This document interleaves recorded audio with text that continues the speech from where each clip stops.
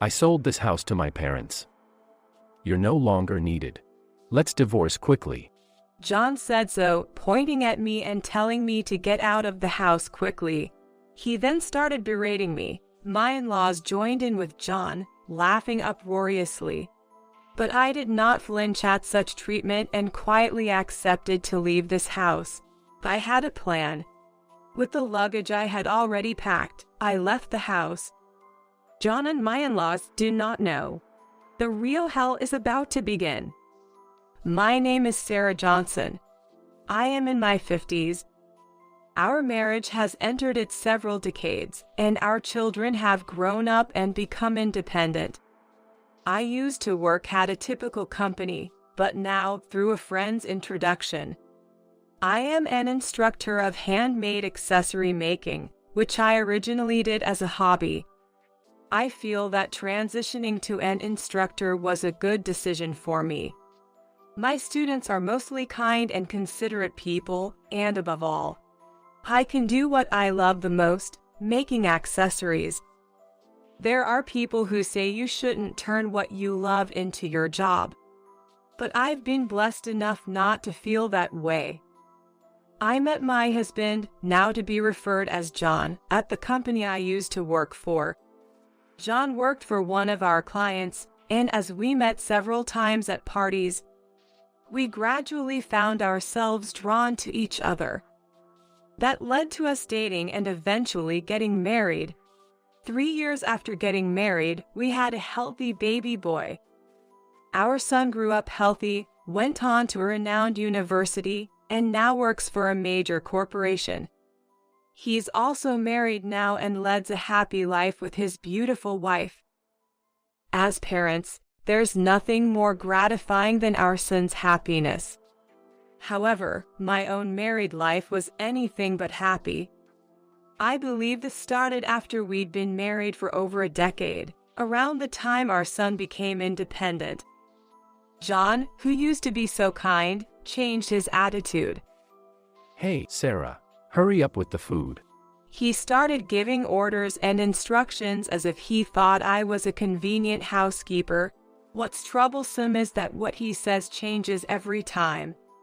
When he told me the clam chowder was too strong and to make it thinner, I did, and then he yelled at me that it was too thin and to make it stronger. I thought it was strange, so I tried serving clam chowder of the same thickness every day, and every day he complained that it was either too thin or too thick. I've noticed this before. He probably just wants to nitpick at me and cause me trouble. He's like a child, a troublesome person that there's just no dealing with. John is quick to anger and takes it out on me by spewing verbal abuse whenever anything happens.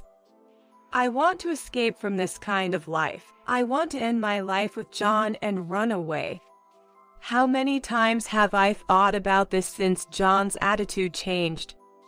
But there is a reason why I have to stay here. That's because I have to repay the housing loan. John has quit his job and is now living a lazy life at home, not working. Of course, he doesn't help with the housework. When I come home from work, there are cans of beer and snack wrappers scattered on the floor. John is in such a state that I am somehow making a living with the money I earn from working. Actually, this house has just recently been renovated. Of course, I am the one paying for the renovation. I keep track of the household budget, keeping a household ledger and such. In order to save money to build the house, I made every effort to save. The house that I built with all my efforts to save. If I leave this house, it will fall into John's hands. I absolutely didn't want that. Although it's true that I am making the loan payments, that's not the only reason. This house is a precious one, filled with my hopes and dreams. The exterior and interior design, the facilities, I built this house with attention to every detail. What I particularly like is the kitchen, which is wider than normal.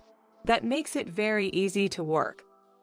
When I was consulting with the designer, John interjected many times, but when I got angry and said, "I'm the one paying, so I should be able to have my wishes fulfilled," John fell silent. A few months have passed since then. There were a lot of things that didn't go well, but somehow our house was completed safely. Due to budget constraints, not all my wishes were granted. But it is still the dream home I built with persistence. I was really happy to realize that. However, perhaps I was too particular, and I ended up exceeding the initial budget significantly, resulting in a substantial housing loan. Being in my 50s and having a large housing loan is honestly tough. But thinking about the realization of my dream home made me optimistic. Perhaps because John's wishes were not much reflected, he seemed somewhat unhappy. We don't need such facilities. It's a waste of money. John had complaints about everything, but as I continued to ignore him, he gradually stopped complaining. However, he started to harass me, deliberately littering and trashing the room. I suppose he's taking it out on me. I wonder how long this life will continue. I was spending my days in depression, thinking that every day. Then, a few months after the house was built, one day, the doorbell of the house rang. I wasn't supposed to have any visitors. Who could it be? As I wondered and was about to go to the front door, John got up and went to the door ahead of me. Could it be a visitor for John? And after a few seconds, a cheerful voice was heard from the entrance. Then, coming towards here, I was surprised at the person who opened the living room door and appeared. Robert and Karen. Why, there stood my in-laws. Father-in-law Robert and mother-in-law Karen. Actually, I don't think very highly of my in-laws. The trigger was when I went to greet them for marriage. As soon as my in-laws saw me, they started saying things like, "She looks dull and poor." Even on our wedding day, they complained about me for something or the other. Even after getting married, they interfered a lot and I was troubled by their unpleasant behavior. I have been relieved that they have been quiet recently, and there has been less contact, but they appear at such a timing. "Hello, good to see you again." Even when I greeted them, my in-laws ignored me. They bumped into my shoulder as if ignoring my very existence. Look at this. This house is amazing, right? Oh my, what a lovely house. The kitchen is wide and wonderful. I wish I could live in a house like this. Indeed, it's a really good house. I'm envious. John began to guide them around the house, as if to showcase the wonder of the house with his parents-in-law. A few minutes passed, and the in-laws who came back were laughing happily. But the calm atmosphere changed abruptly, and John started yelling at me as if giving an order. Hey you. There's no tea or snacks. Don't keep my parents waiting. Hurry up and get ready. So I hurried to prepare tea and snacks.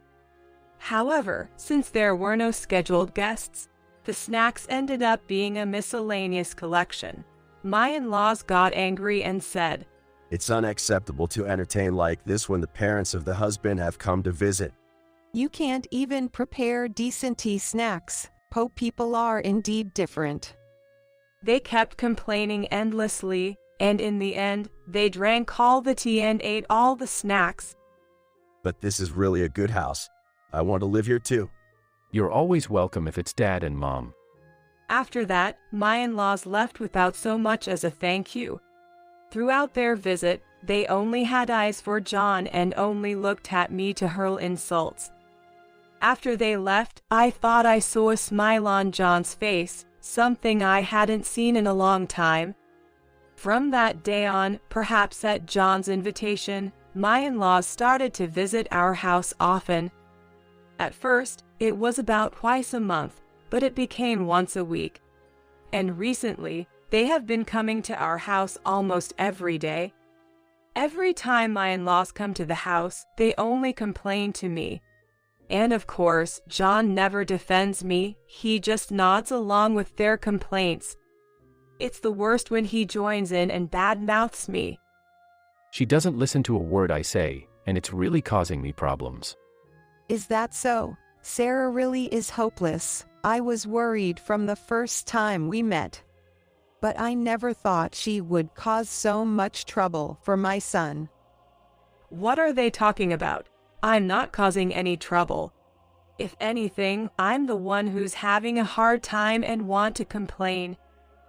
But of course, I can't say that, so I hide my true feelings and apologize. Since then, the in-laws' visits have been unceasing, and they seem to be coming to the house frequently. They seem to come to the house when I'm not there. So we're not face to face every day, but when I get home, there are often cans of alcohol scattered on the floor as if they've been having a party from daytime. My brand new carpet is stained from the leftover alcohol. Hey, at least gather the empty cans on the table, because of you guys.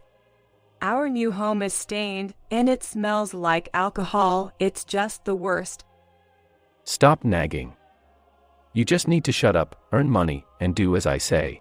What is wrong with him? Doesn't he realize that the alcohol they are drinking is bought with the money I earned? What's more, it seems that John has started to gamble in addition to drinking. When I clean up the cans, I sometimes find crumpled betting slips. When I realized that John was gambling, I told him to stop. We don't have the money to spare for gambling in this house. I can't stand the thought of being burdened with debt from gambling losses. If he were gambling with his own money, it might be different. But I can't bear the thought of him using the money I earned. I am past being angry, and now I just feel desperate. And so, a few weeks have passed since my in-laws started frequenting my house. As usual, they come to play when I'm not at home. I wonder what I can do to change this situation.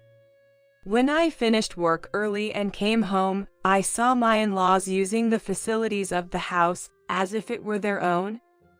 What? I couldn't help but let out a sound. Noticing my presence, my in-laws clicked their tongues at me while giving me a stern look. They probably don't like that I'm at home. But this is my house. There's no reason for my in-laws to treat me like an intruder. However, I want to get out of this situation as soon as possible. To be honest, it's hard enough dealing with John, let alone having to deal with his parents too.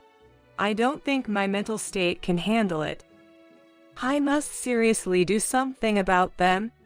With that resolve, I decided to quickly devise a plan. And then, a few weeks later, unusually, my in-laws came over while I was at home. Hello, it's unusual for you to come over when I'm at home. Saying this with an unpleasant tone, my in-laws stared at me sharply. We would have preferred to come when we wouldn't have to see your face. As usual, your face is nothing to write home about. It seems they really don't like me being around. My in-laws deliberately brushed past me, as if to push me away, and strode into the living room. Dad, Mom, I've been waiting for you. As John greeted his parents with a smile, he took them straight into the kitchen.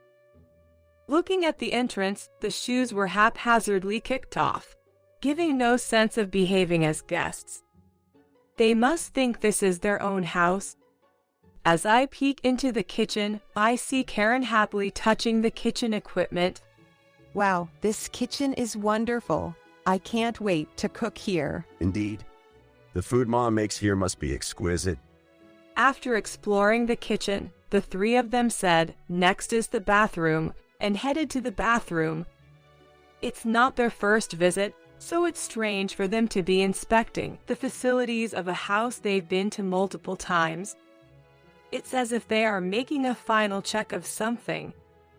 After touring the house, my in-laws left with excited expressions. What happened? It's none of your business. Don't talk to me. I tried to ask John, but he didn't tell me anything. But that's fine, because I don't need to be told. Why, you ask? Because I know everything that John and my in-laws have been doing. Unaware of this, John was trying to hide his scheming from me. John's antics were amusing, and I found myself laughing when he wasn't around.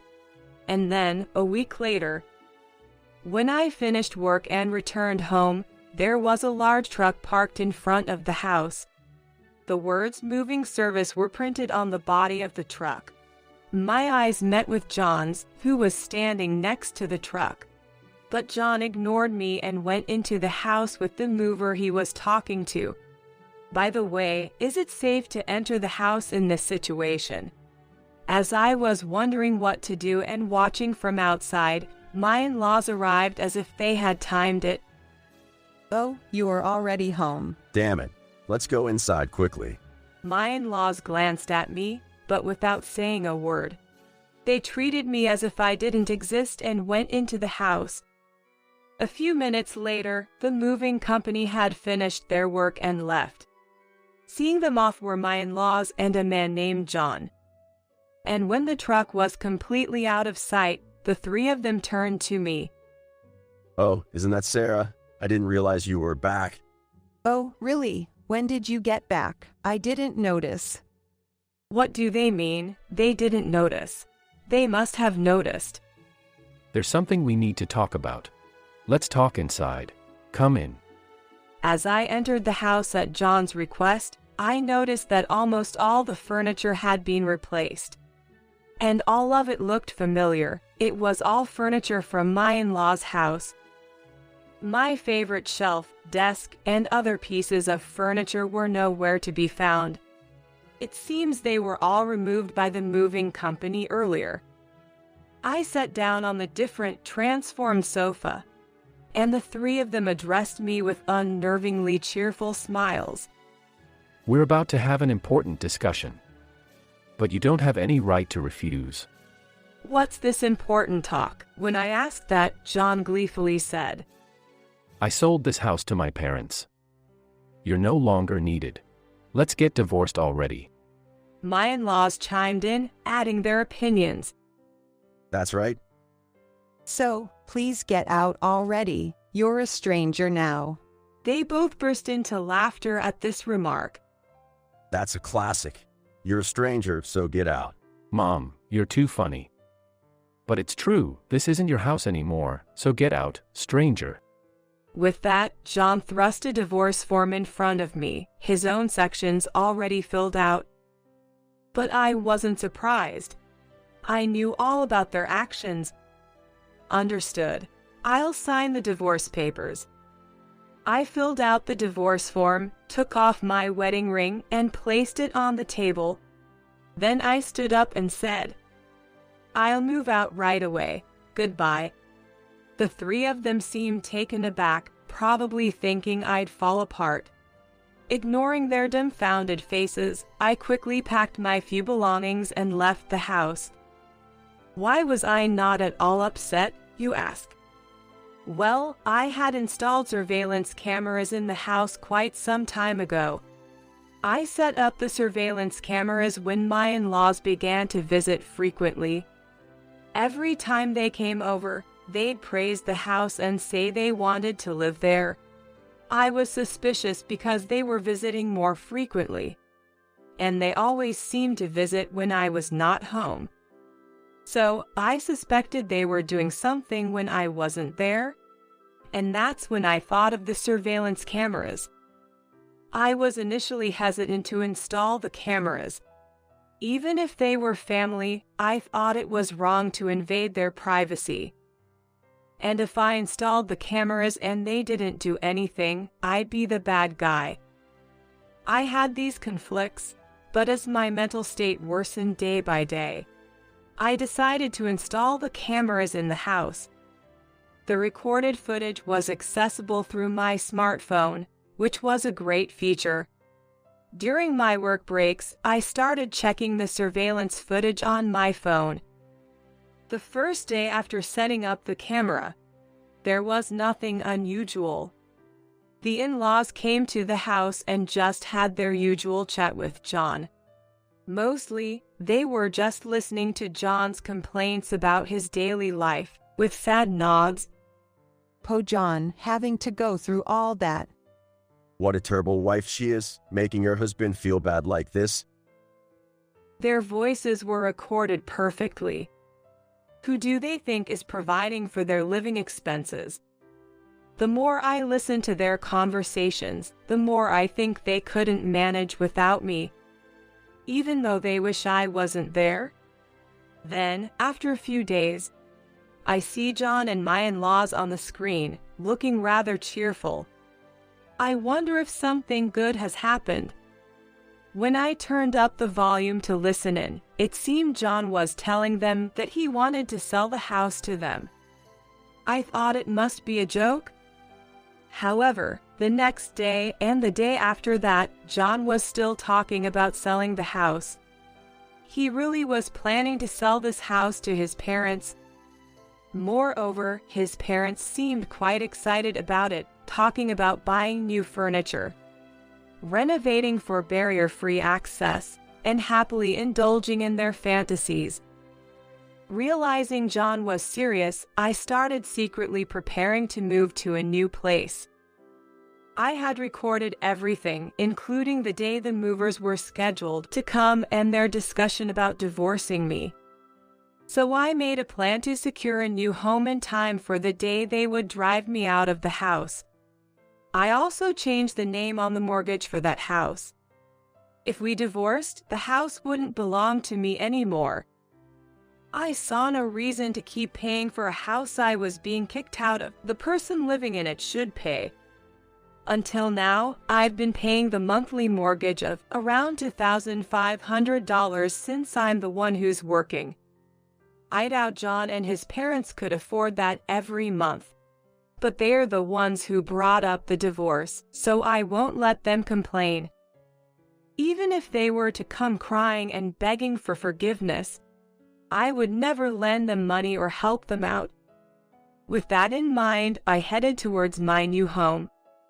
In my new house, brand new furniture was already lined up, ready for me to start living there immediately. As I reflected on the day, I was hit with a wave of exhaustion. I lay down on the bed. Thankfully, I didn't have work the next day. Finally, I thought, I've managed to break free from John, and I fell asleep with a sense of relief.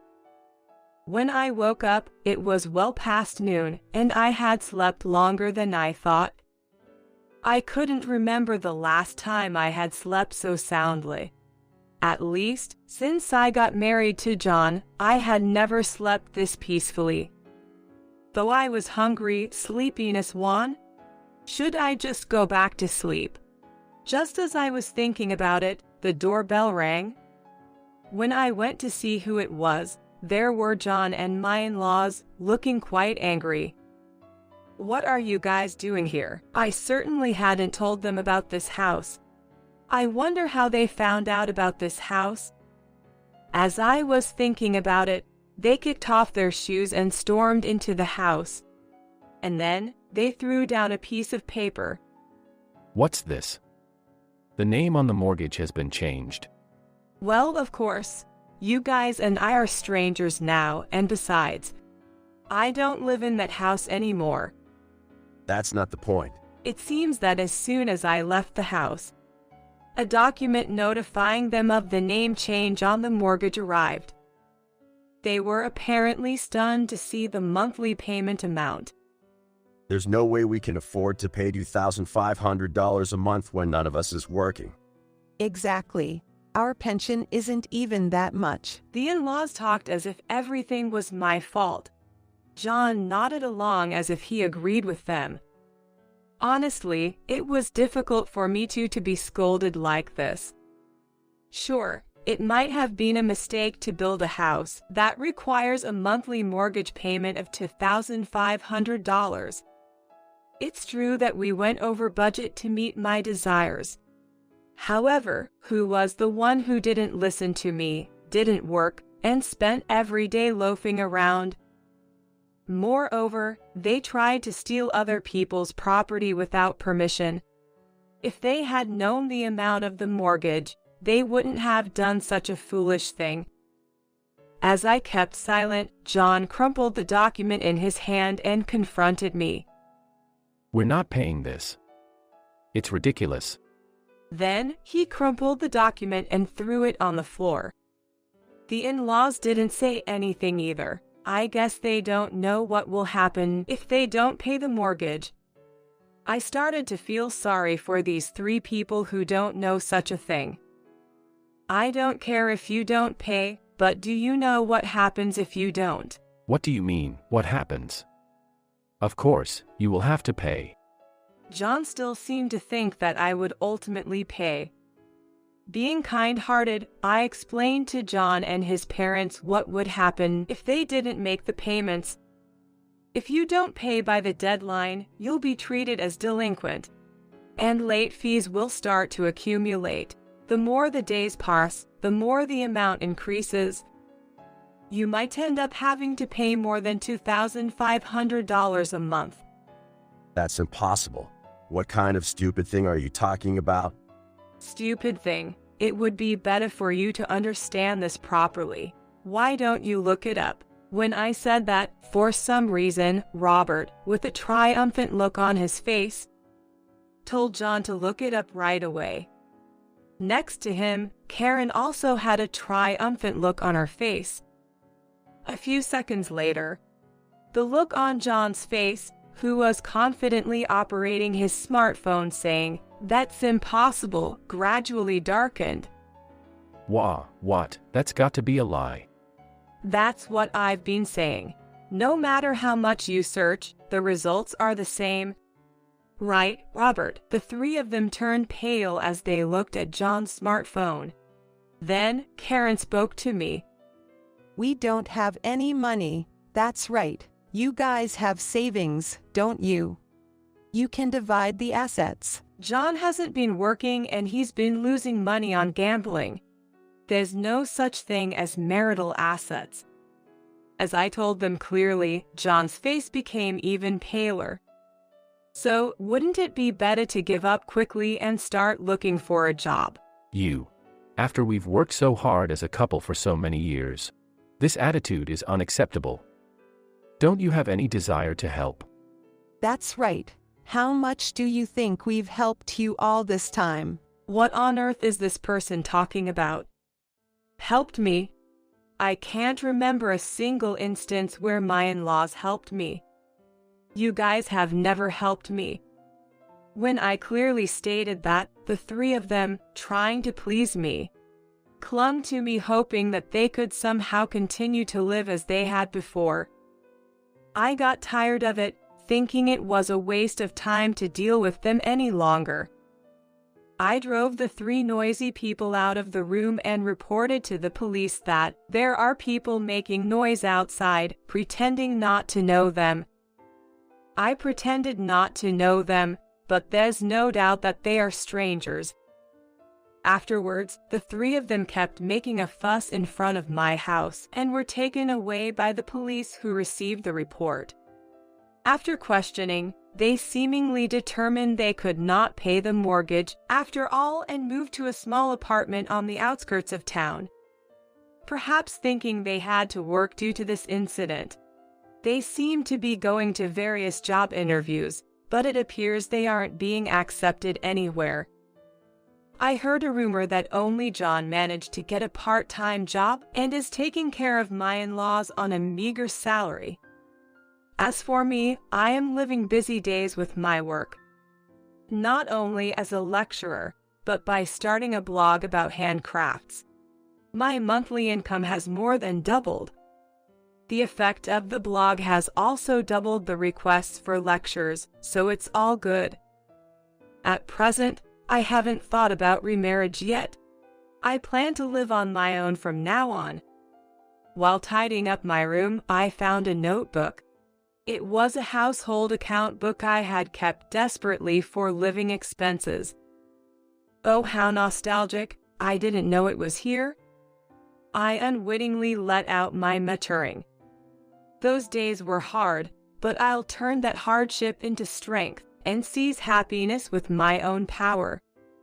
With that decision in my heart, I put away the household account